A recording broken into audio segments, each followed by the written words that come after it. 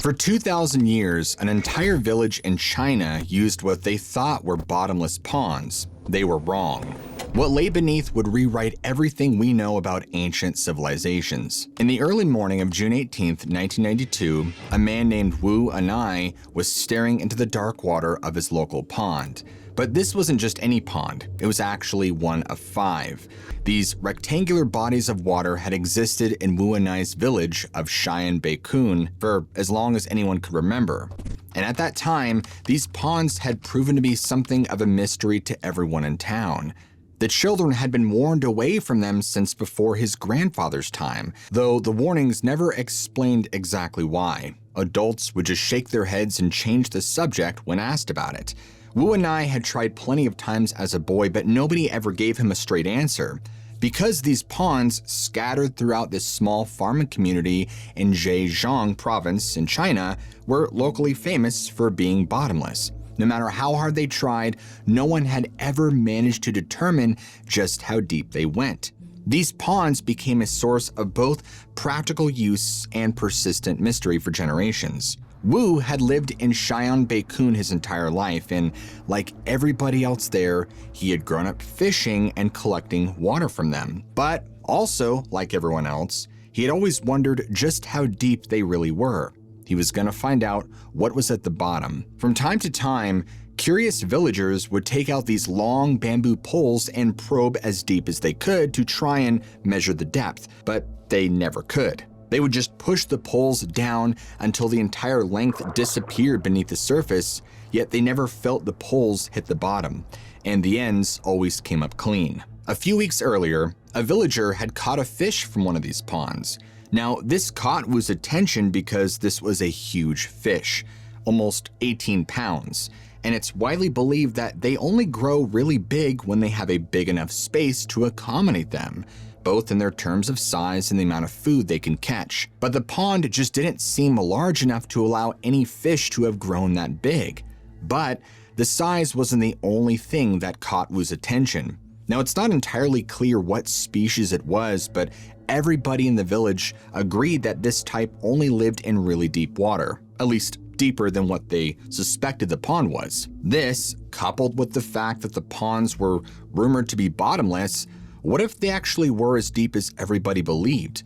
And more importantly, what was down there? Wu started to become obsessed with getting to the bottom of this mystery, no pun intended, and he began talking to other villagers about it, trying to convince them to help do something crazy. He wanted to drain one of these ponds just to see what was at the bottom. Of course, everybody thought he was nuts. These ponds had been providing the village with food and water for centuries.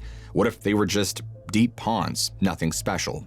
But this is what lurks beneath. It's gonna be anything but ordinary. Wu must have been really convincing because eventually his enthusiasm won everyone over, and they all pooled their money together to get a water pump. And on that morning in June of 1992, they were ready to begin. Wu and his friends set up the pump and began the process of draining the pond. Given the fact that it was rumored to be bottomless, they all figured it might take a while. Days maybe, but none of them could have expected that it would require them to pump continuously for weeks. Once that became obvious, he and 3 other villagers started taking shifts, making sure that the pump was running continuously. And bit by bit, the water level began to drop. It would never end. Now, it would have been easy to just give up, but they had reasons to be encouraged to continue. Just 5 days into this non-stop pumping operation, something unexpected happened. As the water levels continued to drop inch by inch, Wu noticed something very odd. He saw what looked like these structures emerging from beneath the surface. He probably thought that he was hallucinating from lack of sleep, but as more water was pumped out, there was no denying it. He was looking at these man-made stairs leading down into the darkness of the deep water. At first, it just looked like a dark, straight line under the churning water. Wu probably thought his eyes were playing tricks on him after days of no sleep. But then another inch of water drained away, and the line became a perfect right angle. Then another. This wasn't a rock, it wasn't a log. The other villagers gathered around. Nature doesn't make perfect corners like that. They were looking at something that shouldn't be there. emerging from a place that was supposed to be bottomless. Wu immediately calls his friends over for a look, and he points at this staircase coming out of the surface.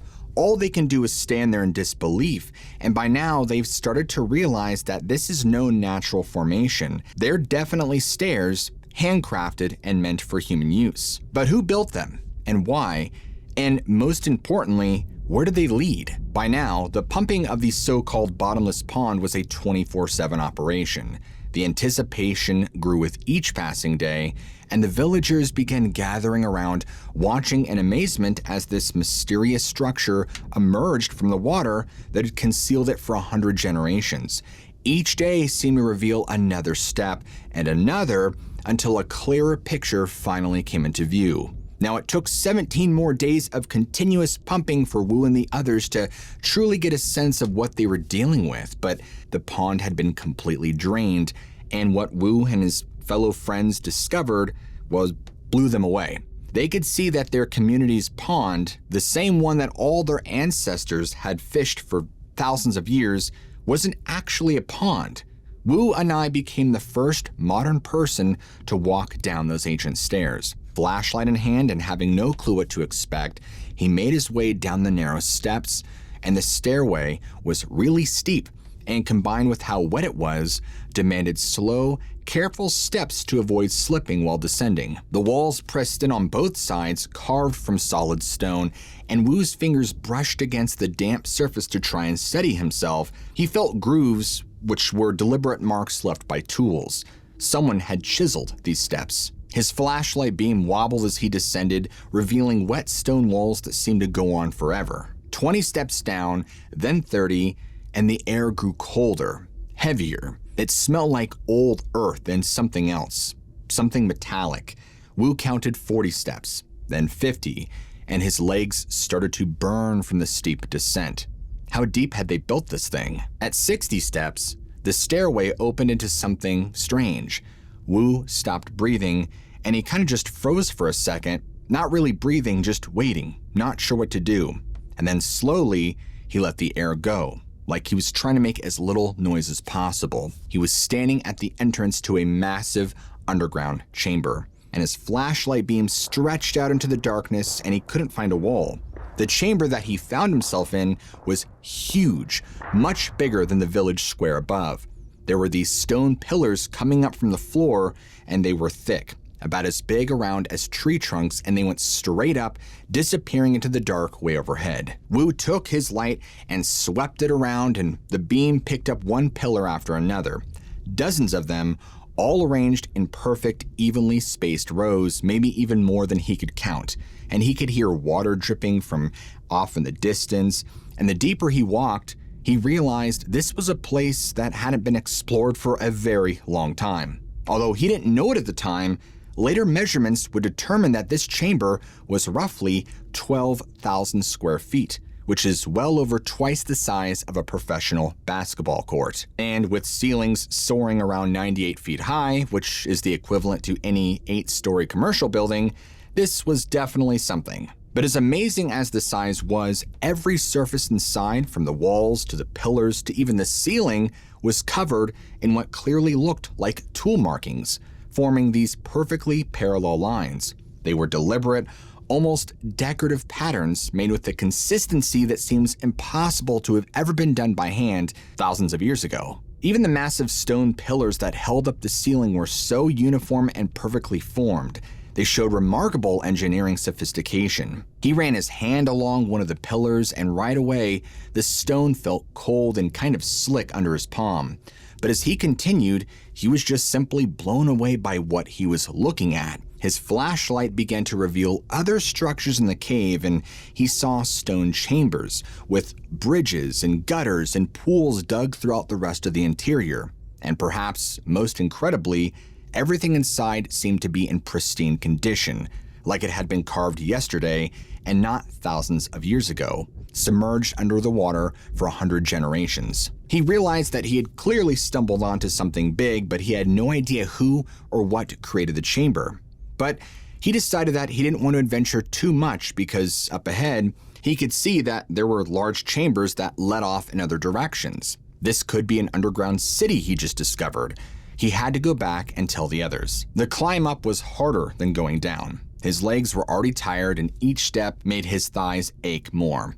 The flashlight kept slipping in his sweaty grip, and he had to stop halfway to catch his breath, leaning against the wet stone wall. The cold seeped through his shirt. When he finally emerged, the sunlight hit him like a slap. He squinted, raising a hand to shield his eyes, and the villagers there, all must have been 20 or 30 of them now, standing around the edge of the drained pond. They were waiting for him, and their faces turned toward him all at once. When he emerged and described what he had seen, it was hard to believe at first, but one by one, people descended and each one saw it for themselves. He was telling the truth. Shortly after, people began hearing what was deep down in this drained pond. Soon, experts from all across China were converging on this tiny village to investigate the site. It became known as the Unanhai Stone Chambers, or more commonly, the Longyu Caves. But it wasn't just archaeologists and geologists who showed up. Wu noticed other men too, men in plain dark suits who didn't carry measuring tools or cameras. They didn't speak to villagers. They just spoke quietly amongst themselves, their eyes constantly scanning the perimeter. Within a day, they had set up a temporary fence, keeping the villagers, including Wu himself, a good distance away from the other ponds. It felt less like a scientific investigation and more like a lockdown. As experts from the Chinese government and universities conducted their investigations of Wu's discovery, they learned something astonishing. The pond that Wu had emptied wasn't just a cave, but it was part of an entire complex of caves, 24 to be exact, and they were spread all across this one area of a single square kilometer near Fanghuan Hill or Phoenix Mountain. The archaeologists began mapping everything. They brought in equipment Wu had never seen before, laser measuring devices, ground-penetrating radar, all kinds of fancy stuff, but Wu continued to watch them work and tried to understand what they were finding. And as the geologists and other scientists began pumping out these other caves and exploring them, they soon learned something very interesting. Today, of the 24 caverns, 14 have collapsed, but the remaining 10 are still in excellent condition, and each cave follows the exact same design principles. There are always 4 parallel walls with distinct edges, one steep side, and one side with a 45-degree incline. And there was always a single entrance with a vertical shaft containing stairs, complete with elaborate drainage systems at each base. All the caves shared an identical water catch system. Whoever built them, for whatever reason, these caves showed deliberate planning and careful construction. They had to have taken an unimaginable amount of effort to pull off. And even weirder was how accurate each cave was dug into the ground. In some places, 2 separate caves are only separated by about 50 centimeters of rock. That's barely anything. I mean, can you imagine doing that without today's technology and, not accidentally breaking into the cave next door? The archaeologist kept talking about precision. Wu didn't really understand all their technical mumbo-jumbo, but he got the basic idea. And that was whoever carved these caves had done something that shouldn't have been possible. They dug multiple chambers side by side, underground in total darkness, and somehow kept them perfectly separate. But even with the caves sometimes being so close, experts determine that none of them are interconnected, and that each one stands alone, a separate chamber carved with the same distinctive style and precision. Now, even though they all followed the same principles and were structured the same, it doesn't mean that each cave is identical. Their floor area varies, but averages around 10,800 square feet. The height and width varies too. The smallest is 59 feet wide, the largest is 111, and the shortest ceiling is just 26 feet. Before they even had time to conduct a proper investigation, authorities were baffled by the discovery of these caves. They were convinced at the time that nothing like this had ever been recorded in Chinese history, not a single mention in any ancient text or local legend. The archaeologist kept checking their reference books, making phone calls to colleagues in Beijing, and Wu had heard them talking, but they couldn't find it. No emperor had ordered these built. One professor insisted there had to be records somewhere. Another said maybe they'd been deliberately erased from history. A third suggested they predated written records entirely. But that last theory didn't sit right with some of the older professors. Ancient China was known for its meticulous record-keeping. Emperors documented everything, especially massive construction projects that would have required thousands of laborers. And for something on this scale to just leave no trace was more than just an oversight. It was an impossibility. One of the researchers from Beijing quietly suggested to Wu that maybe the records weren't missing.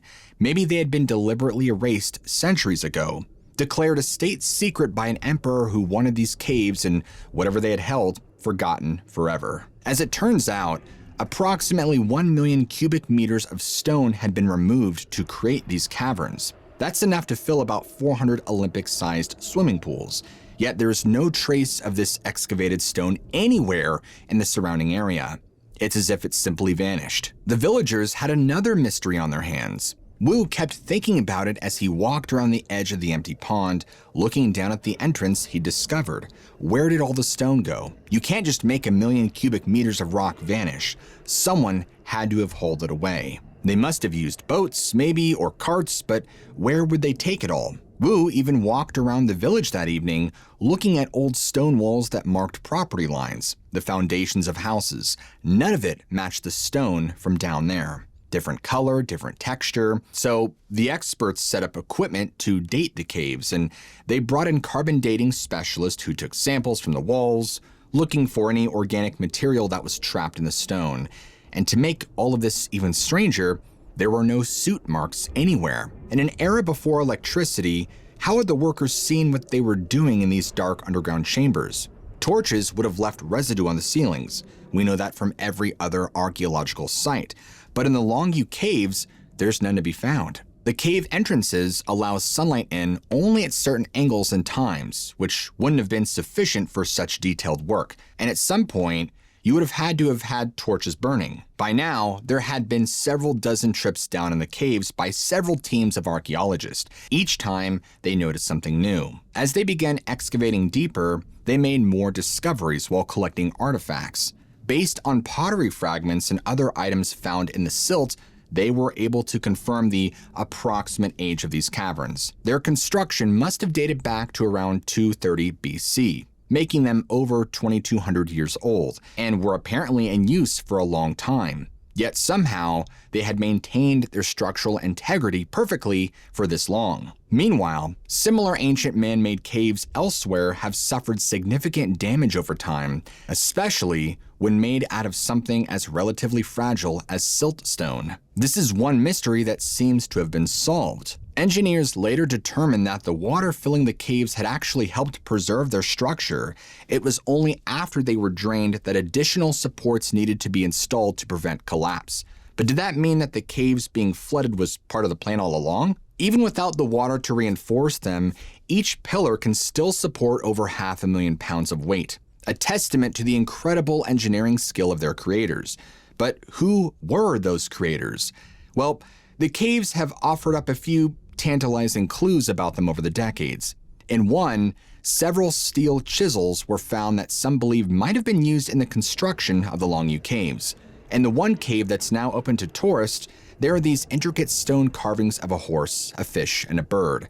No one has been able to agree whether or not these were part of the original construction or at some point added later before the caves were flooded. But that still doesn't help us understand who built them or why they were even excavated in the first place. Even more bizarre is that because ancient Chinese culture kept extensive detailed records, there should be some answers, but there are none. If the dating is correct, then these chambers would have been constructed around the Western Han Dynasty, which is also really strange because a monumental undertaking like this would have or should have been documented, right? I mean, scientists estimate that it would have taken at least 1,000 people working 24 hours a day, 7 days a week for at least 6 years to have excavated all 24 caves by hand.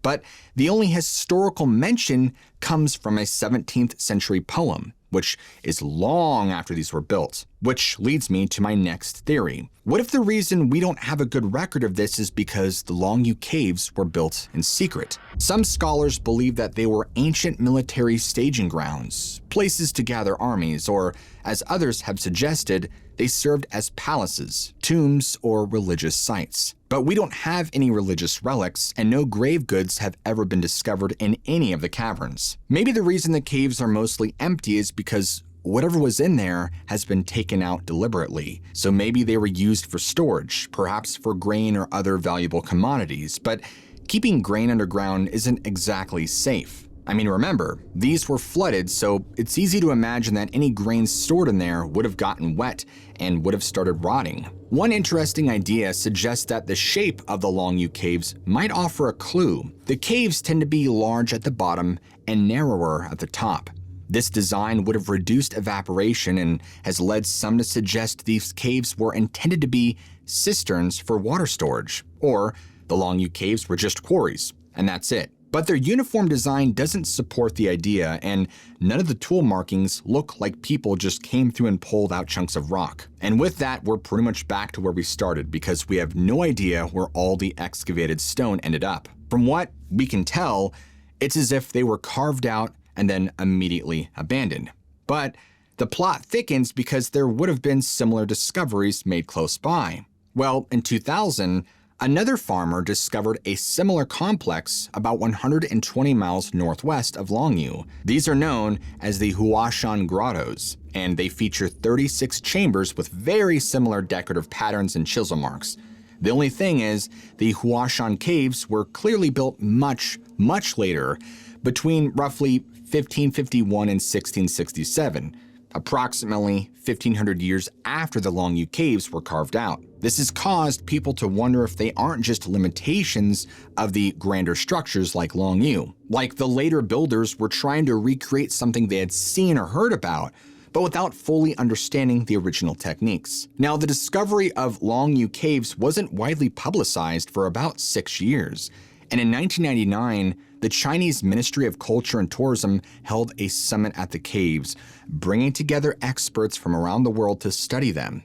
Yet, even this concentrated effort failed to reach a consensus on why they were built. Today, despite endless amounts of research from international experts in archaeology, architecture, engineering, and geology, the purpose of the Longyu caves remains a complete mystery. And only one of them is open to tourists, allowing you to marvel at these ancient structures.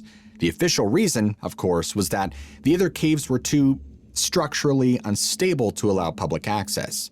But is that true? It has made some people wonder if the government wasn't trying to preserve the caves, but rather control what people saw inside of them. After all, if they only let you see one, they can control the whole story. Many in China consider the Longyu caves to be the 9th wonder of the ancient world, representing one of the largest ancient underground excavations ever discovered. Unfortunately, the cavern's true purpose, what it held, and why it was built will remain a mystery.